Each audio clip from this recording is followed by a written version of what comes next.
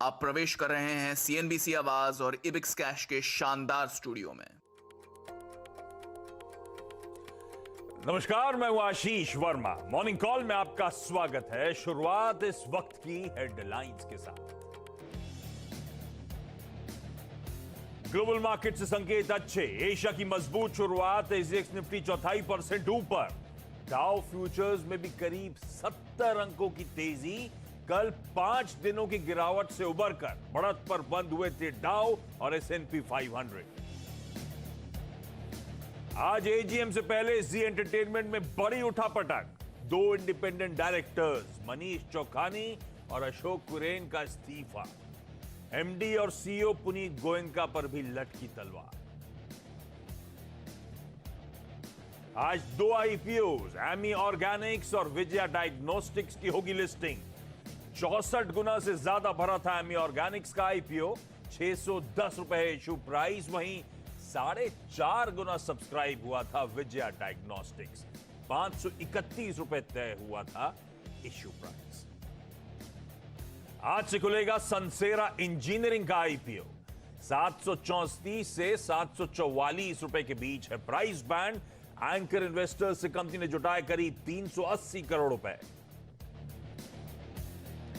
अगस्त में महंगाई में नरमी, रिटेल महंगाई 5.59% से घटकर 5.3% हुई। सब्जी और खाने पीने की चीजों के दाम घटे। और आज होगी कैबिनेट की बैठक। कोविड के हालात और वैक्सीनेशन पर चर्चा कर सकते हैं प्रधानमंत्री मोदी। देश में अब तक 75 करोड़ लोगों को मिली वैक्सीन की डोज। चलिए, मंगलवार की सुबह तैयार हो जाइए एक भरपूर एक्शन वाले दिन के लिए। हम लोग अपने इन्फ्लेशन आंकड़ों पे आज रिएक्ट कर रहे होंगे और दुनिया भर की नजरें होंगी यूएस के सीपीआई, वहां के कंज्यूमर प्राइस इन्फ्लेशन के आंकड़े।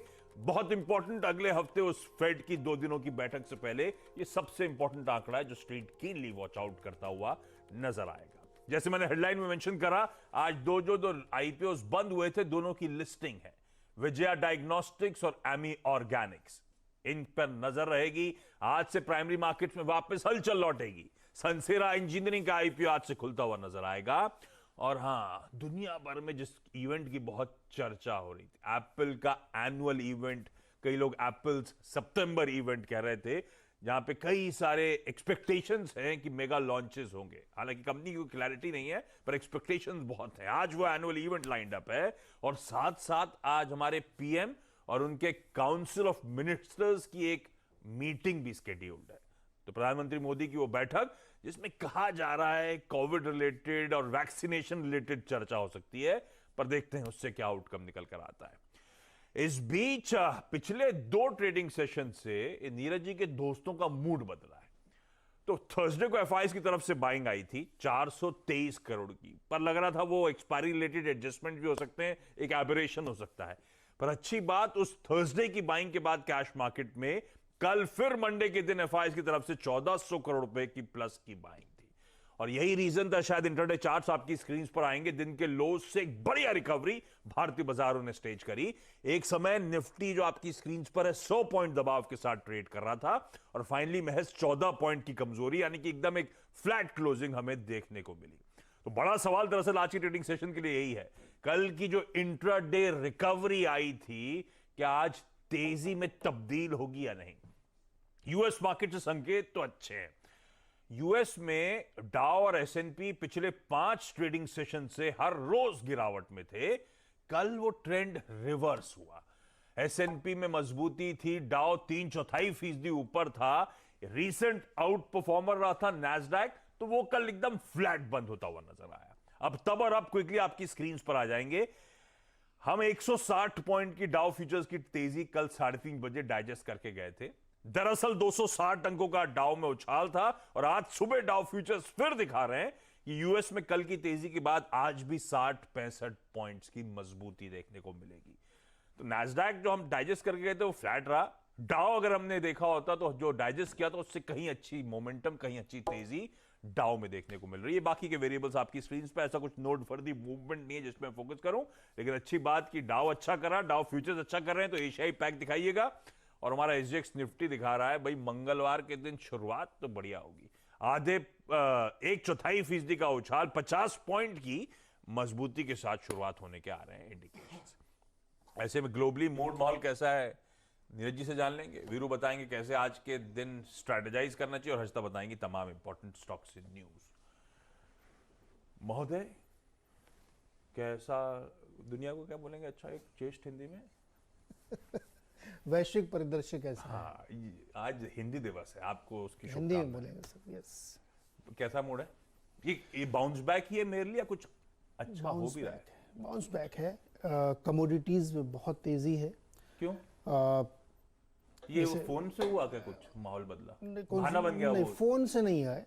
वो जो- सप्लाई क्रंच और डिमांड सर्ज। एल्युमिनियम 13 साल के हाईज पे चल रहा, 3000 टन का उसने रिकॉर्ड कायम किया है। तभी आपकी टीम में एल्यूमिनियम वाले खिलाड़ी रखे हो। यस, अभी वो गिनिया में जो मिलिट्री कू हुआ है ना, उसकी वजह से बॉक्साइट का सबसे बड़ा प्रोड्यूसर है वो, हाँ। और चाइना का सबसे बड़ा सप्लायर। अब वो उसकी वजह से डिसरप्शन बहुत ज़्यादा हो गया है, मतलब सप्लाई रुक गई है। तो एल्युमिनियम के प्राइसेस, टिन के प्राइसेस, कॉपर के प्राइसेस रिकॉर्ड हाइस पे चल रहे हैं। तो एक तो कमोडिटी लेड स्टॉक्स में तेजी, एनर्जी में तेजी है। नेचुरल गैस 7.5 साल के हाइस पे है। कल हम लोग बात कर रहे थे $4.91 MMBTU था, आज वो $5 को क्रॉस कर गया है। तो कल भी नेचुरल गैस में इसीलिए तेजी थी, हमने दिन में कहा था कि नेचुरल गैस में बहुत तेजी आएगी, तो IGL MGL सब चल रहे थे। मेटल में कल तेजी थी और आज वो कंटिन्यू होती हुई दिखेगी आपको। तो एक बड़ा रीजन ही था। दूसरा जो होना है अमेरिका में, एक तो इन्फ्लेशन का नंबर आ जाना है, प्लस जो यूनियन बजट है उनका $3.5 ट्रिलियन का, ये सब चीज़ों को जो ट्रेडर्स हैं वहाँ के पॉजिटिव वे में डाइजेस्ट करके चल रहे हैं। उनको लग रहा है कि हाँ ये हो गया है, इस वजह से एक बाउंस बैक है ये। अभी ये सस्टेन कितना करेगा ये कहना बड़ा मुश्किल है, लेकिन क्योंकि 4-5 दिन से गिरा था इसलिए एक बड़ा तेज़ी वहाँ पे आई। हालांकि डाउ अभी भी नहीं चला है, तो इसकी माफ़ कीजिएगा, ये नैस्डैक नहीं चला, तो इसके लिए एक तेज़ी का माहौल है और बहुत सारी चीज़ों को लोग डाइजेस्ट करके चल रहे हैं। तो एनर्जी और कमोडिटी लेड तेज़ी आपको ये देखने को मिली, इसलिए डाउ जोन्स में बहुत अच्छी मजबूती देखने को मिली है। और ये इस बार वाली फेड मीट से तो घबराने वाली बात नहीं है। अब उसकी कमेंट्री मिनट्स देखेंगे कि नहीं, आगे का हो रुझान, अदरवाइज इस बार कुछ नहीं करेंगे ना, कि इस करने बार हो वाले सकता है कैलेंडर दे दें आपको, कि जैसे टेपरिंग कब से शुरू होगी। यूरोपियन यूनियन ने दिया है ना कि हम नेक्स्ट क्वार्टर से करना शुरू करेंगे, तो ये मान लो बोल दें कि हम जनवरी ऑनवर्ड्स शुरू करेंगे, तो वो एक सर्टेनिटी आपके पास आ जाएगी कि इस तारीख से बॉन्ड की खरीदारी कम की जाएगी, ये संभव है। तो इतना ज़्यादा ये बात की गई है कि लोगों ने इसको डाइजेस्ट कर लिया, प्राइसिंग है ये। पर होगा क्या, क्योंकि वो कोविड सर्ज डेल्टा वेरिएंट उनके लिए तो दिक्कत बना हुआ है ना। तो अभी तो वेट एंड वॉच वाला मोड हो सकता है ना। इन्फ्लेशन का जो ट्रेजेक्ट्री आप देखिए ना, अगर आप ग्राफ प्लॉट करिए तो बहुत ज़्यादा भागता हुआ दिख नहीं रहा है। ये शायद पीक होगा, हाँ? तो इसलिए वो कंटेंट है, तो हमको लगता है कि वो कर सकते हैं। तो ये ध्यान रखना चाहिए। और बाकी बिटकॉइन की मस्ती तो आपने देखी होगी, लाइट कॉइन फर्जी प्रेस रिलीज 30% चला फिर गिरा, फर्जी प्रेस रिलीज आई थी बोला कि वॉलमार्ट इसको एक्सेप्ट करेगा, और वॉलमार्ट ने डिनायल करा फिर। तो उसने डिनाइल कर दिया। तो अब उसका चार्ट देखो ना, ऐसे लोग वहां भी लोग इस तरह की फर्जी ये प्रेस ऐसा रिलीज खेलो इंडिया खेलो नहीं है, हर जगह ऐसे ही होता है। सब जगह नहीं। तो ठीक है, तो अच्छा नैस्डैक अंडर परफॉर्मर शायद इसीलिए रहा होगा, नॉन परफॉर्मर क्योंकि ऑफ लेट आउट परफॉर्मेंस वहां पे आया था। तो आज कल दरअसल ओल्ड इकोनॉमी स्टॉक्स बेहतर मोमेंटम दिखाते रहे। तो मतलब ग्लोबली संकेत बेहतर है, वो स्क्रीन पे नजर आ रहा है जब आप देख रहे हैं मूड माहौल। ऐसे में वीरू से समझ लिया जाए भाई कैश मार्केट में तो एफआईज वापस एक्टिव हो रहे हैं, लेकिन हम एक दायरे में फंसे हुए हैं और ये पिछले हफ्ते से उस कंसोलिडेशन का मोड, एक रेंज में कामकाज। लेकिन कल जाते जाते वीरू ने मेरे ख्याल से 17,400 की कॉल खरीदाई थी कमाई के अड्डे में। वीरू वो कॉल तो आज खुलते से कमाल कर देगी मेरे ख्याल से, 40-50 पॉइंट का अपमूव आ रहा है, तो अच्छे खासे रिटर्न्स बन जाएंगे। लेकिन अब डेटा की रीडिंग बताइए, क्या कहना करना है, कैसे अप्रोच करना है इस मार्केट्स को। कल की इंट्राडे रिकवरी आज तेजी में तब्दील होगी क्या, सब ये जानना चाहते हैं।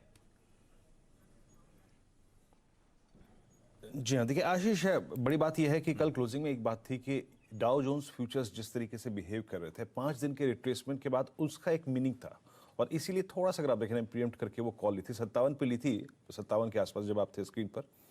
लेट्स सी क्या अगर आप देखें हमें कैसी ओपनिंग मिलती है आशीष। लेकिन डेटा क्या है पहले उसको समझ लेते हैं और उसके बाद इस थॉट्स पे आएंगे। देखिए 1419 करोड़ रुपए की एफआईएस की बैंक, डीआईएस की, इसके अगेंस्ट लगभग 559 करोड़ रुपए की सेलिंग। इस रेंज के जिसको हम लगभग सवा हफ्ते से ट्रेड कर रहे हैं आशीष, हमें लोअर एच पे ट्रेड करने का मौका मिल रहा है, बाय करने का मौका मिल रहा है, क्योंकि कम से कम नेट कैश बाजार में है। कल भी अगर आप देखें तो बाजार में नेट कैश करीब करीब 900 करोड़ रुपए का था, वो डाउन साइड रिस्क कर रहा है। और कल भी एग्जैक्टली हमारा जो बाय जोन था कि डिप को बाय करेंगे 884 से 254, उसने काम किया। अब क्या, देखिए कैश की बाइंग है, लेकिन आशीष याद रखिएगा एफआईएस ने इंडेक्स फ्यूचर्स में और स्टॉक फ्यूचर्स में लगातार अपने शॉर्ट्स को मेंटेन किया है और कल भी शॉर्ट करके गए हैं। 6300 कॉन्ट्रैक्ट शॉर्ट इंडेक्स में और 12000 कॉन्ट्रैक्ट शॉर्ट स्टॉक फ्यूचर्स में। तो इस चीज को ध्यान में रखना है। और आशीष दूसरी बात ध्यान में रखनी है कि उन्होंने करीब 35000 पुट लॉन्ग करके 35000 पुट शॉर्ट और 71000 कॉल लॉन्ग करके 77000 कॉल शॉर्ट कर दी। यानी उनके बिलीव के मुताबिक मार्केट अभी भी रेंज में रहेगा। लेकिन क्योंकि आज ग्लोबल सेटअप थोड़ा डिफरेंट है, मैं यहां पे दो बातें कहूंगा। मंथली कॉन्ट्रैक्ट में पुट राइटर्स के पास काफी अच्छा कॉन्फिडेंस है, कॉल राइटर्स के पास कॉन्फिडेंस कम है। और इस वीकली कॉन्ट्रैक्ट में जिसकी गुरुवार को एक्सपायरी है, उसमें 300 और 200 का पुट राइटर कॉन्फिडेंस के साथ बैठा हुआ है और वही कॉन्फिडेंस 400 के कॉल राइटर में भी है। तो आज का क्रक्स क्या है? आज का क्रक्स ये है कि वो गैप अप ओपनिंग के बाद अगर हम जो पिवट पॉइंट्स हैं यानी 17400 और 17421 के ऊपर टिक गए तो वो कॉल राइटर एग्जिट करेगा और वो हमको एक स्कोप देगा ट्रेवल करने का। कहां तक का? आपकी स्क्रीन पर अगर आप देखें वो नंबर्स मेंशन है और वो है 467 और 491। तो क्रक्स ये है कि वो कॉल कल के लॉन्ग और फ्रेश लॉन्ग देखिए 421 के ऊपर सेटल होता है, ट्रेड करता है, सस्टेन करता है तो बाय कीजिएगा। और याद रखिएगा स्टॉप लॉस प्रीवियस क्लोज पे आ जाएगा और इस तरीके से अप्रोच करिए मार्केट को आज के सेशन में। और उस कॉल को देखिएगा 421 के ऊपर अगर हम सस्टेन करते हैं तो रखिएगा, अदरवाइज अगर आप देखिए प्रॉफिट्स बुक कर लीजिएगा। निफ्टी बैंक आशीष 36,800 37,000 पे कॉल राइटर है, 36,200 और 36,000 पे पुट राइटर है। रेंज अभी भी मेंटेन्ड है। गैप अप के बाद क्लोजर टू 36,800 37,000 मैं शायद अवॉइड करूंगा बाय करने के लिए। लेकिन मैं ये कहता हूं कि अगर आपको स्ट्रेंथ पे फोकस करना है तो फोकस कीजिएगा कोटक महिंद्रा बैंक पे और बैंक निफ्टी का ट्रेड ओपनिंग के बाद 12 स्टॉक्स फ्यूचर्स के बिहेवियर देखने के बाद देंगे। आशीष इंटरेस्टिंग। तो कल जो हमारे साथ आपने 17,400 की कॉल लॉन्ग करी थी उस पे क्या करना है? बहुत clear cut. Gap up opening की तैयारी हो रही है, तेजी टूल पकड़े और 421 के ऊपर अगर निफ्टी सस्टेन करता है तो होल्ड करेंगे। हमारे स्टॉप लॉस प्रीवियस क्लोजिंग की बात करी वीरू ने, तब वो हमारे प्रीवियस क्लोजिंग थी 355 की, तो वो हो जाएगा हमारा स्टॉप और फिर होल्ड करेंगे। अदरवाइज अगर वो लेवल्स ब्रीच ना कर पाए, उसके ऊपर टिक नहीं पा रहे हैं तो मुनाफा बांधने का समय होगा। एफआई की तरफ से बहुत ज्यादा वो वायदा में एटलीस्ट बुलिश सिग्नल्स नहीं आते हुए। ट्रेडिंग बेट्स आज की, और ग्लोब कैपिटल कह रहे हैं टाटा मोटर्स खरीदारी करने के मौके हैं, 312 तक के टारगेट। टाटा मोटर्स वापस 300 के ऊपर आ चुका है, 296 का स्टॉप लगाएंगे इस ट्रेड पर। आईएफएल सिक्योरिटी से कहना है भाई कोटक महिंद्रा बैंक, इसको खरीदा जा सकता है। कल मेरे ख्याल से जब बाकी बैंकिंग स्टॉक्स दबाव में थे, कोटक मजबूती के साथ ट्रेड कर रहा था। कल एक्सिस, कल एचडीएफसी बैंक, कल आईसीआईसीआई बैंक दबाव में थे, ये स्टैंड आउट कर रहा था। आज तेजी तूड़ पकड़ेगी 1875 तक के लेवल्स यहां पर। और द स्ट्रीट्स का कहना है मारुति खरीदना है, तो टाटा मोटर्स मारुति आज ऑटो का दिन हो सकता है। टीम में तो नहीं है मेरे पास कुछ, आपके पास है क्या? 6870 के लेवल्स पर बाय इनिशिएट, 7000 के टारगेट्स। तो कोटक और मारुति और टाटा मोटर्स, इन दिग्गजों के थ्रू आप ट्रेड कर सकते हैं। स्टॉप लॉसेस स्क्रीन पर। अब हर्षदा के पास जा रहा हूं तमाम इंपॉर्टेंट स्टॉक से न्यूज जानने के लिए। Harshada, good morning. मॉर्निंग आशीष। सबसे पहले जी एंटरटेनमेंट रेडार पर रहेगा। दरअसल आज एजीएम है और साथ ही एक ईजीएम भी है। कंपनी में जो सबसे बड़ा शेयर होल्डर है, जो हम पहले इन्वेस्को ओपनहाइमर फंड के नाम से जानते थे और अब ये इन्वेस्को डेवलपिंग मार्केट्स फंड है, इसका और एक और फंड का मिलाकर करीब 17.88% हिस्सा है। उन्होंने दरअसल ईजीएम बुलाई है। वो प्रमोटर पुनीत गोयनका को सीईओ के पद से हटाना चाहते हैं और साथ ही साथ जो 6 इंडिपेंडेंट डायरेक्टर्स हैं उनको भी रिप्लेस करना चाहते हैं। इससे ठीक पहले कल देर शाम में अपडेट आया कि मनीष चौखानी और साथ ही साथ अशोक कुरियन ने अपना इस्तीफा दे दिया है इस पर्टिकुलर ईजीएम से ठीक पहले। तो ये स्टॉक रेडार पर रहेगा। इलारा की रिपोर्ट कहती है कि शायद ये एक रिलीफ रहेगा स्टॉक के लिए गोइंग फॉरवर्ड। ये कंप्लीटली फंड्स के हाथों में आएगी और एक प्रोफेशनल तरीके से इस कंपनी को आगे इसका कारोबार मैनेज किया जाएगा, चलाया जाएगा। तो ये स्टॉक इनफैक्ट आज सबसे पहले आप रेडार पर रखेंगे। दूसरी तरफ केएनआर कंस्ट्रक्शन को दरअसल एक 312 करोड़ का ऑर्डर हाथ लगा है। तेलंगाना में इन्होंने रोड वाइडनिंग प्रोजेक्ट पर काम करना है, तो वो पर्टिकुलर ऑर्डर इनके हाथ लगता हुआ। डीसीएम श्रीराम के लिए एक अपडेट है कि श्रीराम एक्साइल में दरअसल इनका जो हिस्सा था, जो जेवी था, उसमें 50% हिस्सा खरीद रहे हैं। 137 रुपए 40 पैसे प्रति शेयर पर दरअसल वो इस पर्टिकुलर जेवी में अपना हिस्सा खरीदते हुए दिखाई देंगे और फिर पूरी तरह से श्रीराम एक्साइल डीसीएम श्रीराम की सब्सिडरी के तौर पर काम करेगी। इंटरग्लोब एविएशन की ओर से एक अपडेट आया है कि इस महीने यानी कि सितंबर के महीने में ही डोमेस्टिक फ्लाइट्स और जोड़ने वाले हैं। 38 नई फ्लाइट्स दरअसल ये फिर से इंट्रोड्यूस करेंगे इस महीने में, क्योंकि डिमांड में पिकअप देखने को मिला और उसी को केटर कर रही है कंपनी इस समय अनलॉक के साथ साथ। रेडिंगटन ये फोकस में रहेगा। रेडिंगटन की एक सब्सिडरी ने टर्की की ब्राइट स्टार में 100% हिस्सा लिया है। करीब $3.5 करोड़ में दरअसल ये सौदा होता हुआ दिखाई दिया है। कैश डील है ये। बेसिकली ब्राइटसा की खासियत यह है कि ये कई सारे वैल्यू एडिशंस प्रोवाइड करते हैं, चाहे वो स्मार्टफोन्स के लीडिंग ब्रांड्स के साथ टाई अप्स हो या फिर ओवरऑल कंज्यूमर इलेक्ट्रॉनिक्स एक्सेसरीज जो टेलीकॉम कंपनियों को प्रोवाइड की जाती हैं, उसकी एक खासियत है। तो रेडिंगटन उसमें एक एक्सपोजर लेता हुआ दिखाई देगा। इनफैक्ट इस साल की शुरुआत से ये चर्चा हो रही थी कि ब्राइट स्टार में वो हिस्सा लेना चाहते हैं। कच्चे तेल में जो एक्शन देखने को मिला और स्पेशली जो कल ओपेक के बयान आया है, उसके बाद देखते हैं आज कैसा रिएक्शन आता हुआ दिखाई देता है तमाम उन स्टॉक्स में, चाहे वो पेंट हो, एविएशन हो या फिर ओएमसीज हो। वैसे ब्रेंट इस समय 73 के आसपास, $73 के आसपास ही ट्रेड करता हुआ दिखाई दे रहा है। 2022 तक कच्चे तेल की मांग ओपेक कह रहा है कि 1.1 मिलियन बैरल पर डे से बढ़कर 28.75 मिलियन बैरल रह जाएगी। ओके, तमाम ये स्टॉक्स रखिएगा अपने रडार पर। आज का इवेंट्स कैलेंडर जो कहता है, एक तो हिंदी दिवस हम लोग सेलिब्रेट कर रहे होंगे, क्योंकि आज के दिन हिंदी लैंग्वेज को डिक्लेयर करा गया था यूनियन ऑफ इंडिया की ऑफिशियल लैंग्वेज। डेटा आना है हमारे यहाँ। सीपीआई कल आ गया, अच्छा आंकड़ा था। इन्फ्लेशन कूल ऑफ हुआ, एक्सपेक्टेशंस थी इन्फ्लेशन इंच अप करेगा। आज डब्ल्यूपीआई इन्फ्लेशन की बारी है, दोपहर में आ जाएगा। और यूएस में जो हम लोग बात कर रहे थे सीपीआई के इन्फ्लेशन के आंकड़े। सनसेरा इंजीनियरिंग का आईपीओ आज खुलने जा रहा है। अब इस आईपीओ के मैनेजमेंट से आज 1:30 बजे हम लोग नो योर कंपनी में चर्चा करेंगे। विजया डायग्नोस्टिक्स, एमी ऑर्गेनिक्स की लिस्टिंग पे नजर होगी। इन दोनों के मैनेजमेंट भी चैनल पे आपको नजर आएंगे। गोदावरी पावर एंड इस्पात की बोर्ड मीट है, वो स्टॉक स्प्लिट, वो बोनस इशुएंस पर।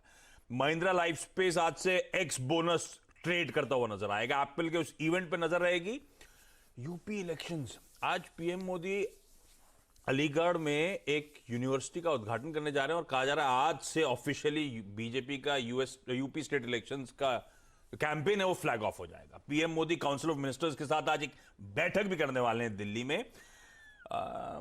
बाकी पॉलिटिकल छोड़ देता हूं। ग्लोबल इवेंट है, शी जिनपिंग बाइडेन साहब ने फोन कॉल पे बातचीत करी थी। आज यूएस, जापान और साउथ कोरिया, नॉर्थ कोरिया को डिस्कस करने के लिए जापान में मीटिंग करने वाले हैं, मिलने वाले हैं। टाटा सन्स की आज एजीएम लाइंड अप है, 103rd एजीएम है उनकी। हालांकि बहुत बड़ा कोई ऐसा इवेंट नहीं, कोई इंक्लूजन्स वगैरह हैं टाटा सन के बोर्ड में, रीअपॉइंटमेंट्स हैं, शायद उस पर ही ज्यादा फोकस होगा। ठीक है, ये सब इवेंट्स पे नजर रखेंगे। काम करते हैं, शॉर्ट पर एक क्विकली छोटा सा ब्रेक के उस पार आज